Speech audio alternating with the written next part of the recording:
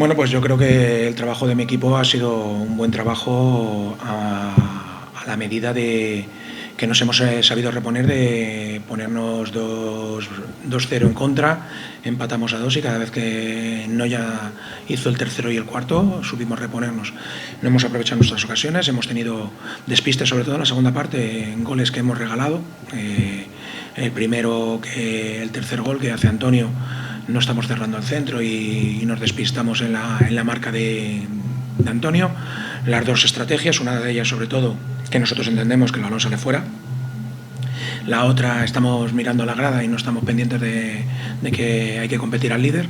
Y luego, bueno, salimos de portero jugador con 5-4, no tenemos la primera, no lo hacemos, tenemos la segunda, no lo hacemos, al final pues el riesgo te lleva a perder 6-4. Sí, no, ya ha salido muy fuerte, ha salido muy intenso y a nosotros nos ha costado entrar en el partido. Prueba de ello es que nosotros teníamos hablado tanto en el scouting como en la charla antes del partido que teníamos que tener mucho cuidado, sobre todo en las salidas de presión, no perder balones y sobre todo luego en el trabajo de ataque posicional, no perder balones para las contras de Noya, que lo trabaja muy bien.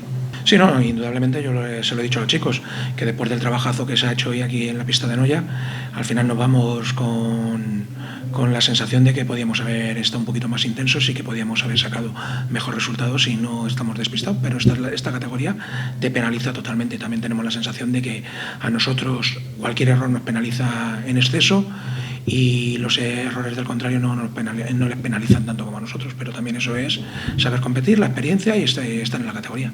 Nosotros teníamos 5 finales empezando hoy. Teníamos claro que era muy difícil llegar al playoff, o sea, nosotros sobre todo donde nos ha hecho daño es la derrota en Santiago, que esa derrota pues y el empate el otro día ante Talavera, que creo que merecemos también más.